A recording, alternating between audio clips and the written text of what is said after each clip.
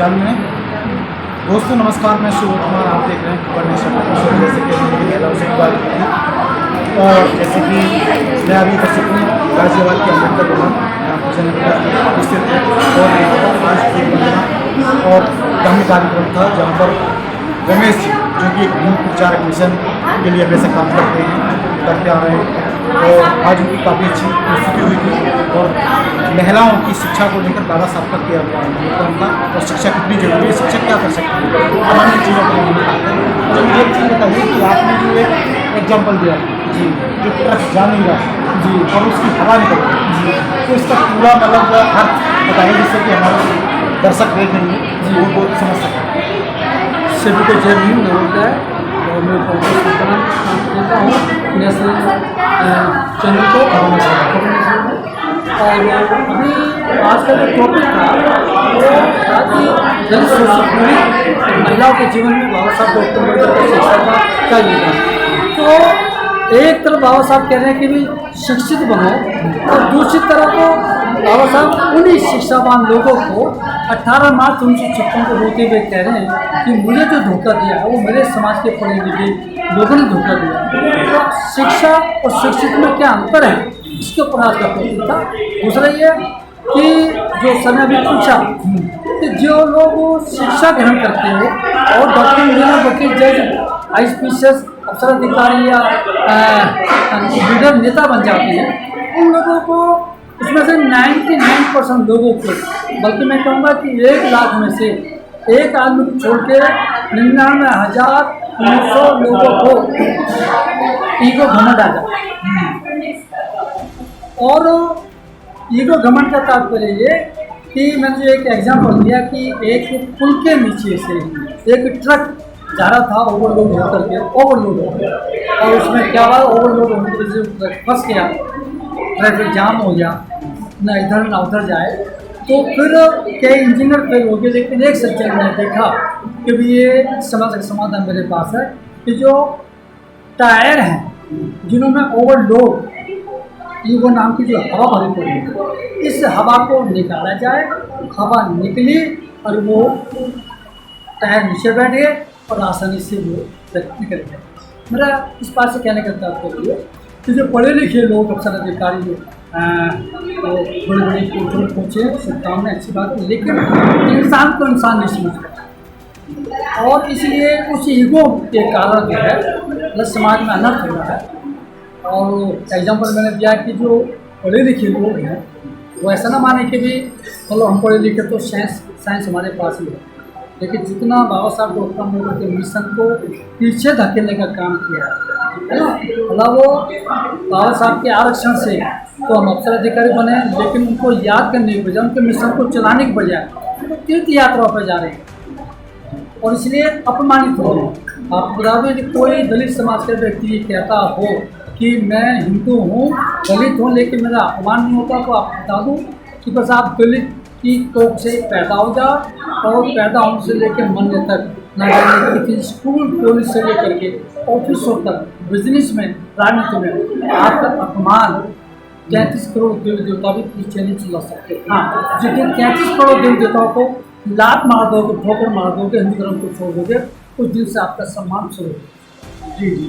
अच्छा, इसी जो महिलाओं की जो शिक्षा आज का जो आपका विषय था जो आप बता रहे थे, उसमें आपने एक एग्जाम्पल और दिया कि जिस तरह से बेटा अपने बाप को मतलब अनाथ आश्रम छोड़ने जाता है तो वो बेटे दोनों, लेकिन फिर उस समय वो देखते हैं कि वो दुखी होने की बजाय फांकी मारते हैं। हाँ, तो इस चीज़ का क्या मतलब अभिप्राय है? इसका अभिप्राय ये सब कि बाबा साहब डॉक्टर अम्बेडकर ने हम पूरे समाज को जो अनाथ थे, हमारा कोई भी इस दुनिया में, आपको बता दूं कि इस देश में जितने भी लोग पैदा हुए, आप ये देख लीजिए कि सब ने हमें सताया, यदि किसी ने बचाया तो केवल एक नाम है बाबा साहब डॉक्टर। सब ने हमें कुचला, हक अधिकार मान सम्मान स्वाभिमान, सब ने हमें कुचला, यदि कोई मचला बचाने के लिए तो केवल एक है पूरे वर्ल्ड में बाबा साहब। कुछ मसीहा ने मतलब उतना अपने परिवार को मतलब जो है बिल्कुल खो करके और हम लोगों को यहाँ तक पहुँचाया। आज हम लोग भी जय भीम करने में हमें संतोष शर्म आती है। ठीक है। तो मेरा एग्जाम्पल केवल ये था कि एक जो बहुत बड़ा सेट था और उसकी बहुत बड़ी फैक्ट्री थी, खरगोन का था। एक तो उसका बेटा था, उसकी लड़के की वाइफ थी और पाला पोसा और बुढ़ापे में उसको फैक्ट्री दान दी, संपत्ति दान कर दी, नाम दिया, सम्मान दिया। एक दिन उस लड़के की वाइफ 90 साल के अपने ससुर को मतलब जो है अनाथ आश्रम में छोड़ के आई और उसके बाद में फिर दोबारा जाना पड़ा कि वाइफ कह रहे थे कि एक बार वापस चलो ताकि मैं बता दूँ कि आपको कभी हमारे बच्चों की भी याद है तो आपको आने की आवश्यकता नहीं है। और जब वहाँ पर गए तो उन्होंने देखा कि मैनेजर और वो 90 साल के बूढ़े वो जोर जोर से ठाके लगा रहे थे। तो उस व्यक्ति ने, बेटे ने मतलब पिता से पूछा कि पिताजी आपको बड़ा दुखी होना चाहिए और आपने तो आप तो बड़े खुश हो रहे हो। हमने आपसे संपत्ति ली, शिक्षा ली, सम्मान लिया, आपने फैक्ट्री प्रदान करी, हमने गाड़ी बंगले लिए और हमने आज आपको अनाथ कर दिया, तो आपको तो होना चाहिए। तो मैनेजर जो था उसने हंसते हंसते कहा कि मुझे वो दिन याद आ रहा है कि बेटे एक दिन तुझे यही व्यक्ति, जब तू अनाथ और छोटा था, तब दुनिया में तेरा कोई नहीं था, तू रो रहा था भूखा प्यासा, कुत्ते तो ये नोचने को तैयार थे। इस सज्जन ने ही तुझे गोद लेकर के अनाथ से स्नात बनाया, आज तूने ही सब कुछ लेकर के इस मतलब उनको ही सनात को अनाथ समाज को समाज पर कहा। जी जी बिल्कुल। एक लास्ट सवाल और है, जैसे कि जिस तरह से आपने कहा था कि एक होता है शिक्षित और एक होता शिक्षा ग्रहण करना और एक होता शिक्षित होना। तो जिस तरह से आप काफ़ी समय से मतलब समाज के अंदर प्रयास कर रहे हैं जी एक मिशन को आगे बढ़ाने का, तो अगर मैं महिलाओं की बात करूँ, पुरुषों की बात करूँ, तो एक होता है शिक्षित। तो शिक्षित और शिक्षा में कितनी, जैसे कि शिक्षा में ज़्यादा बढ़ोतरी हुई है या शिक्षित महिलाएं हुई हैं, क्या आप इसको किस तरह से करेंगे? जी हाँ, ऐसा है कि किसी भी महापुरुष को समझना आसान नहीं है और आपका अनर्थ हम लोगों ने बनाया। बाबा साहब डॉक्टर अम्बेडकर ने कभी नहीं कहा कि आप शिक्षा ग्रहण करो, लेकिन आपको बता दूं कि जैसे ही आपके यानी कि कभी भी किसी की भी नज़र बाबा साहब डॉक्टर अम्बेडकर के चित्र पर पहुँचती है तो वो नज़र मिलती है सबसे पहले करें शिक्षित बनो, नॉट शिक्षा ग्रहण। क्योंकि शिक्षा इतनी खतरनाक है, जिन लोगों ने शिक्षा ली है कई बार वो शिक्षित नहीं है। आप देख लीजिए कि इस संसार में, पूरे वर्ल्ड में और देश में नकली करेंसी, नकली नोट कौन बना रहा? क्या अनपढ़ आदमी? पढ़ा लिखा। खरबों रुपए की स्मैक हेरोइन जो बेच रहा है वो अनपढ़ आदमी या पढ़ा लिखा?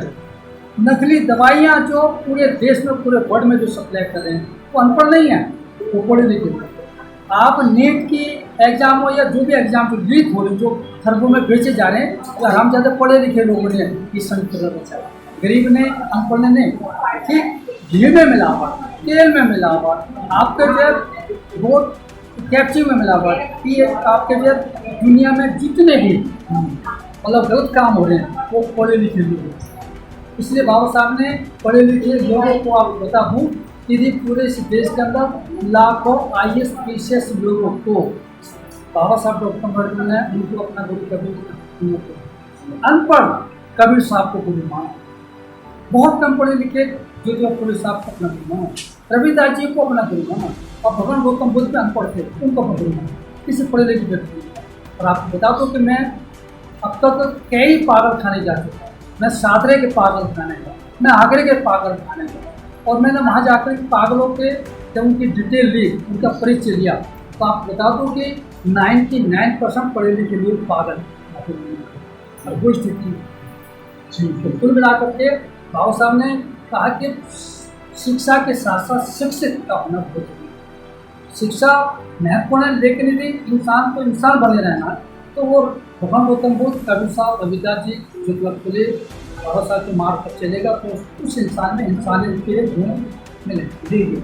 ज़्यादा में से एक संदेश आप देना चाहेंगे जो देश की महिलाएं हैं और युवा है, आने वाली जनरेशन है, उसके लिए क्या संदेश देंगे कि भाई एक शिक्षा और शिक्षित दोनों जरूरी हैं या सिर्फ शिक्षा बाकी आगे बढ़ जाए? देखिए, तो बहुत महत्वपूर्ण आपका सवाल है। मैं आपको बता दूं कि आज 5 जुलाई और आपको बता दूँ प्लीज,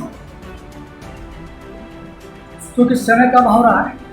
5 जुलाई 1917 को बाबा साहब डॉक्टर अम्बेडकर 1913 से लेकर 1917 को अमेरिका से भारत अपने परिवार में आ गए थे। 2000 किताबें उन्होंने अमेरिका से परचेज खरीदी, लेकिन जिस पानी के जहाज से उनको भारत आना था, इत्तेफाक से क्या हुआ कि उस जहाज में बाबा साहब को जगह नहीं मिली, दूसरे जहाज से आना पड़ा।